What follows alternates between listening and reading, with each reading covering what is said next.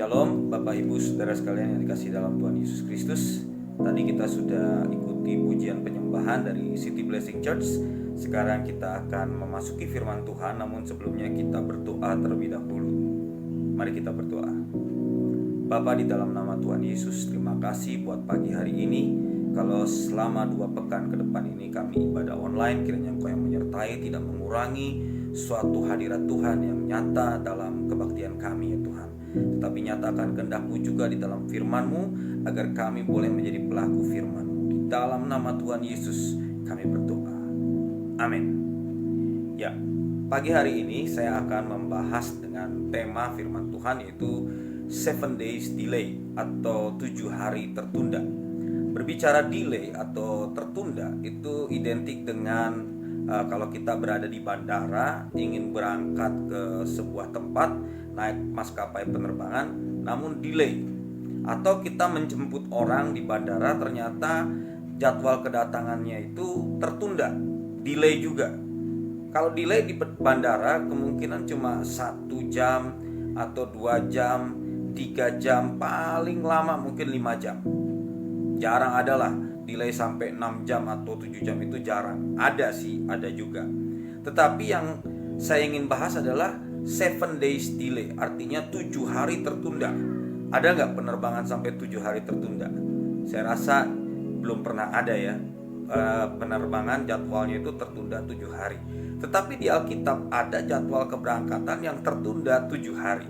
Di mana itu di dalam Bilangan 12. Keberangkatan bangsa Israel dalam proses perjalanannya tertunda selama 7 hari dalam Bilangan 12. Saya akan bacakan di situ dengan perikop pemberontakan Miriam dan Harun. Kalau biasanya mungkin saya mengajak membaca secara bergantian, tetapi karena ini secara online, saya akan bacakan seluruhnya.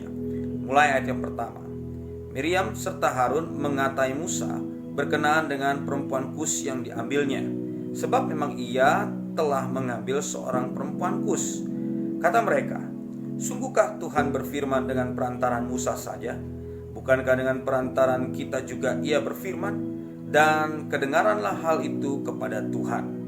Adapun Musa ialah seorang yang sangat lembut hatinya, lebih dari setiap manusia yang ada di atas muka bumi. Lalu berfirmanlah Tuhan dengan tiba-tiba kepada Musa, Harun dan Miriam, keluarlah kamu bertiga ke kemah pertemuan. Maka keluarlah mereka bertiga.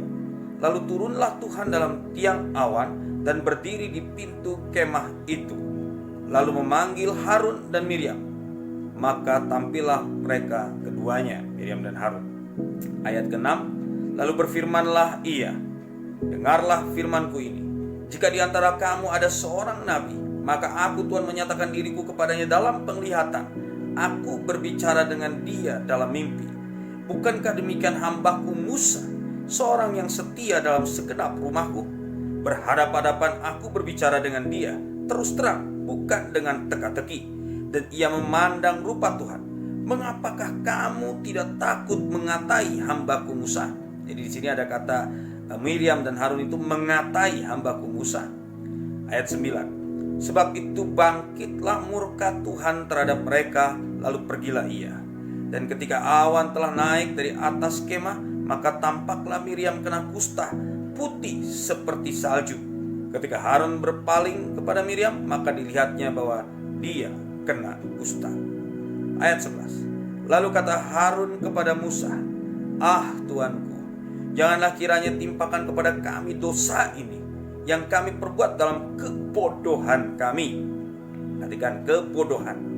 Janganlah kiranya dibiarkan dia sebagai anak gugur yang pada waktu keluar dari kandungan ibunya sudah setengah busuk dagingnya. Lalu berserulah Musa kepada Tuhan. Perhatikan, ya Allah, sembuhkanlah kiranya dia. Kemudian berfirmanlah Tuhan kepada Musa, sekiranya ayahnya meludahi mukanya, tidakkah ia mendapat malu selama 7 hari? Biarlah dia selama 7 hari dikucilkan keluar tempat perkemahan, kemudian bolehlah ia diterima kembali. Jadi dikucilkanlah Miriam keluar tempat perkemahan 7 hari lamanya, dan bangsa itu tidak berangkat sebelum Miriam diterima kembali. Perhatikan, 7 hari lamanya bangsa itu tidak berangkat sebelum Miriam diterima kembali. Ayat 16. Kemudian berangkatlah mereka dari Hazerot dan berkemah di padang gurun Paran. Jadi tertunda 7 hari karena Miriam kena kusta. Ini kronologisnya seperti itu. Tertunda 7 hari karena Miriam kena kusta. Mengapa bisa kena kusta? Karena perihal tadi kita sudah baca bahwa Miriam dan Harun mengata-ngatai Musa. Ya. Sehubungan dengan Musa mengambil perempuan Kus.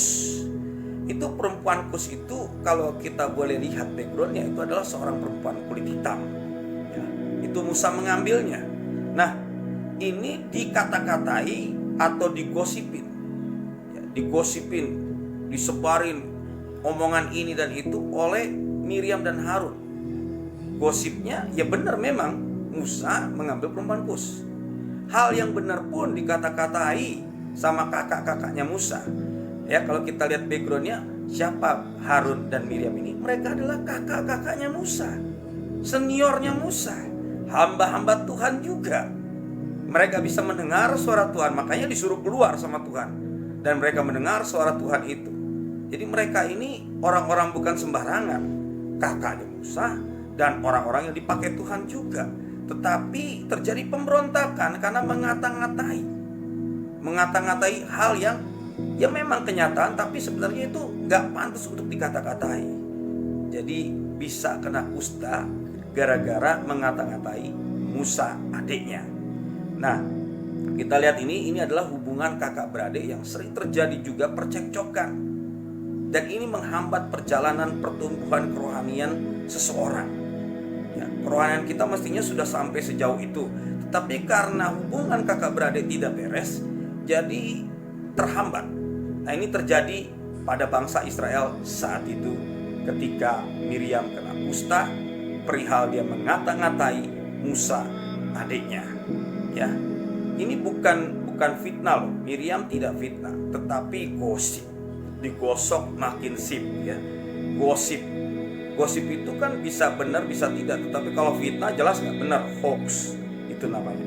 Nah, ini gosip, menggosipi adiknya lebih mudah, tetapi hal ini tidak boleh sama Tuhan.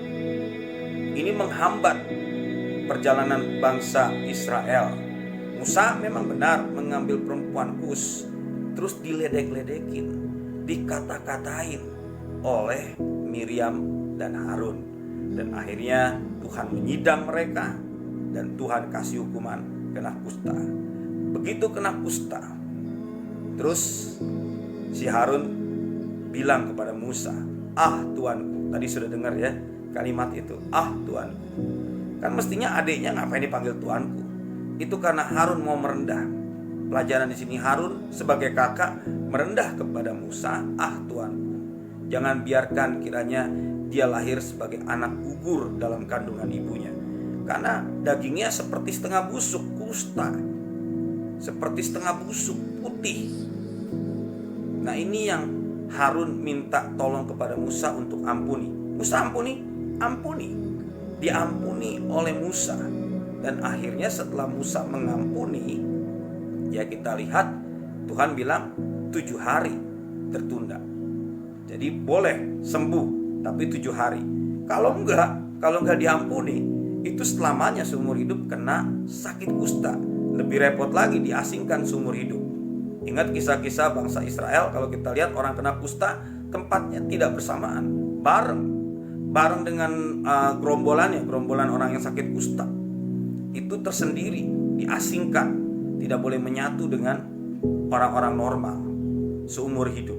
Tetapi Miriam memang diasingkan di luar perkemahan, tetapi 7 hari dia kembali karena sudah sembuh, disembuhkan atas permintaan Musa kepada Tuhan. Ya, Musa mengampuni kakaknya Miriam ini, lalu Tuhan bilang, "Oke, tapi 7 hari tertunda." Jadi dia harus melewati masa 7 hari karantina mandiri, ya, karena kusta, bukan karena COVID. Itu tentang Miriam. Di sini kita lihat memang benar juga Tuhan berbicara kepada Miriam dan Harun sebagai hamba Tuhan.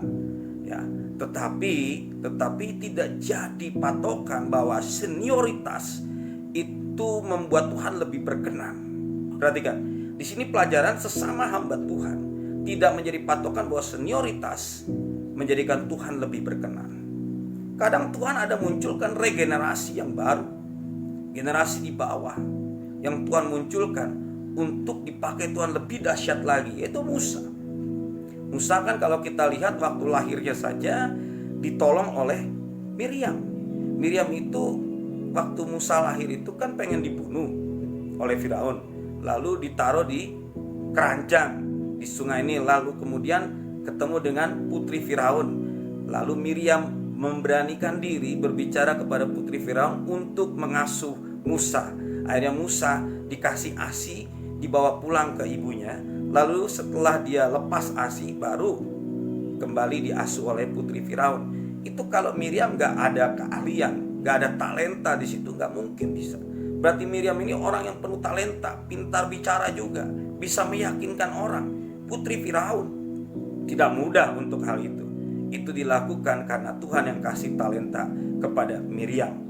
Mereka orang yang bertalenta. Harun pun juga, kalau kita lihat sejarahnya ketika bangsa Israel keluar dari bangsa Mesir, ya dari tanah Mesir, itu kan yang jadi juru bicaranya Musa adalah Harun. Musa bilang, aku tidak pandai bicara, makanya Tuhan utus Harun, ya, untuk mendampingi Musa. Jadi ini orang-orang luar biasa dipakai Tuhan dalam pekerjaan Tuhan yang Tuhan nyatakan. Namun senioritas, ya, senioritas itu tidak menjadi patokan bahwa Tuhan lebih berkenan. Tuhan berhak memilih orang yang lebih muda untuk diangkat. Ingat Daud juga mengatasi Saul. Saul mengalahkan beribu-ribu, tetapi Daud berlaksa-laksa. Hak Tuhan. Tuhan mau menyatakan yang lebih muda itu hak Tuhan, bukan hak kita. Jadi kita tidak perlu iri dengan hal itu. Ini pelajaran yang perlu kita tahu. Tidak perlu iri akan hal itu. Ya, ini tentang Miriam adalah kakak Musa, hamba Tuhan. Dan dia juga memiliki talenta yang luar biasa. Tertunda 7 hari. Masih mending tertunda 7 hari daripada harus tertunda, atau bukan tertunda, lebih tepatnya cancel, tidak jadi berangkat, mandek di situ. Lebih baik masih baik tertunda, ya. Nah, ini kita lihat dalam Galatia 5 ayat 19 sampai 21. Saya bacakan. Perbuatan daging telah nyata, yaitu percabulan, kecemaran, hawa nafsu, penyembahan berhala, sihir, perseteruan, Tuhan gak suka, perselisihan, iri hati, ya, amarah, kepentingan diri sendiri, percitraan, roh pemecah, kedengkian, kemabukan, dengki, mabuk, pesta pora dan sebagainya. Terhadap semuanya itu kuperingatkan kamu, seperti yang telah kubuat dahulu, bahwa barang siapa melakukan hal-hal yang demikian, ia tidak akan mendapat bagian dalam kerajaan Allah. Ngeri loh saudara. Kalau saudara ngaku Kristen, ngaku terima Yesus, tapi masih ada hal-hal kedagingan seperti ini dalam Galatia 5 ayat 19 sampai 21, di antaranya di situ iri hati, ya. Terus apalagi perseteruan, perselisihan. Ini gak dapat tempat dalam kerajaan Allah. Makanya Tuhan kasih hukuman itu kepada Miriam supaya dia belajar. Oke, tertunda 7 hari, tapi besok-besok jangan seperti itu lagi. Tuhan ampuni. Musa mau mengampuni, tidak mau ada perseteruan antara kakak beradik. Tapi kan yang mulai duluan kan adalah Miriam. Makanya Tuhan kasih hukuman.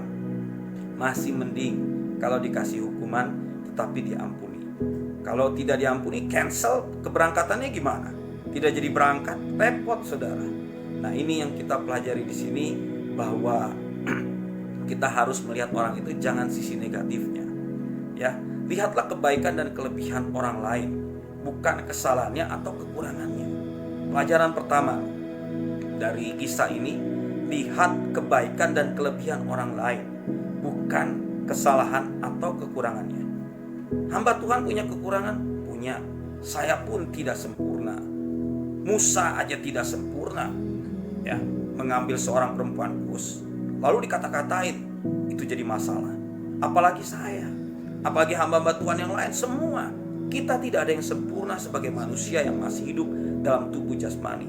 Tetapi mari kita belajar jangan melihat hal-hal yang negatif. bukan hanya kepada hamba Tuhan, kepada semua orang, bahkan orang yang lebih muda dari kita, anak kita. Jangan anak kita lihat jeleknya saja, tapi perkatakan kata-kata yang positif. Karena anak kita pun juga punya hal-hal yang baik ke depan, yang bisa melebihi kita. Amin. Nah, kita harus belajar seperti ini, melihat sesuatu yang baik dari orang, bukan melihat sesuatu yang buruk.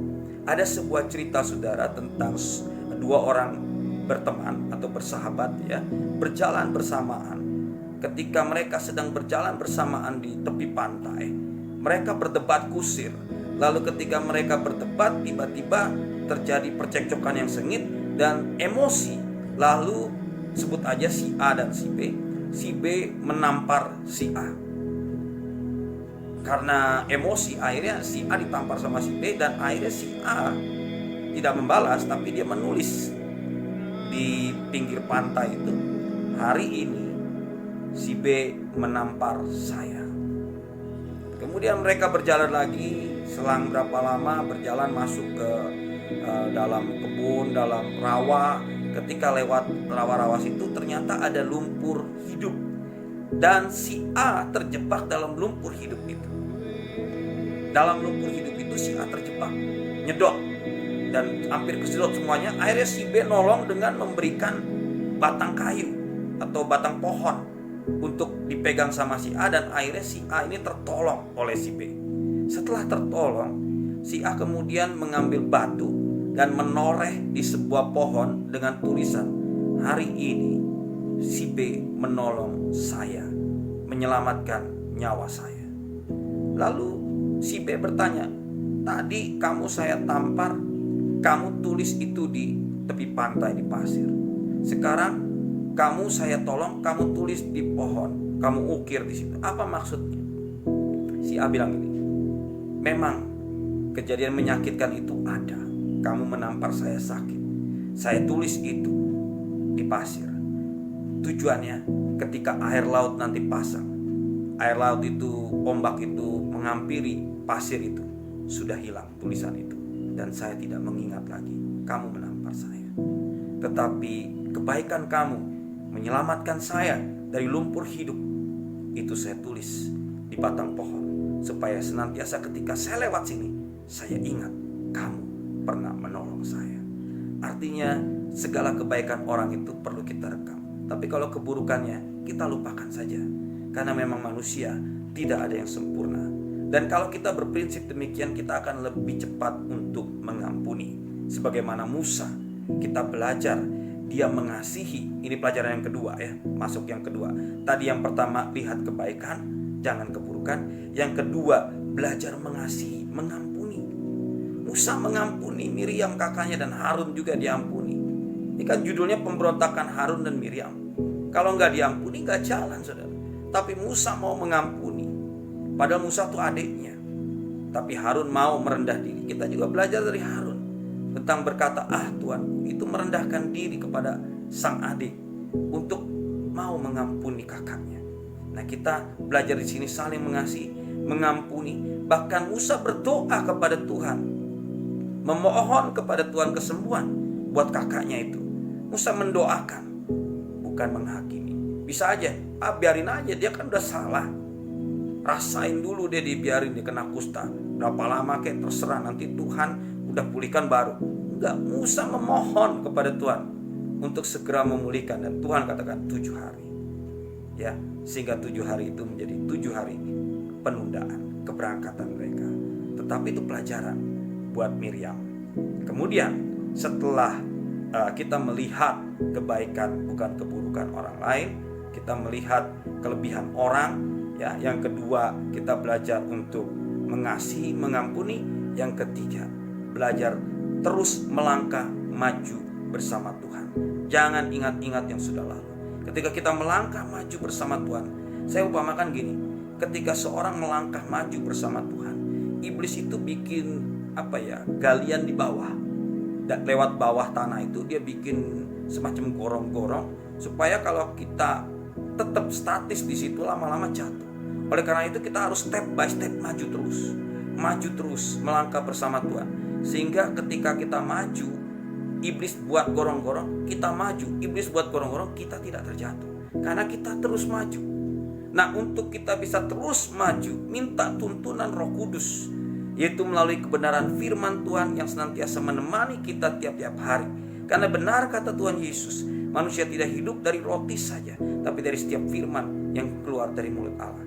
Kalau kita percaya firman Tuhan itu menuntun kita, membimbing kita di dalam jalan yang benar. Karena Yesus berkata, akulah jalan dan kebenaran dan hidup. Tuhan menuntun kita, maka kita terus maju dengan kekuatan Tuhan, bukan dengan kekuatan kita.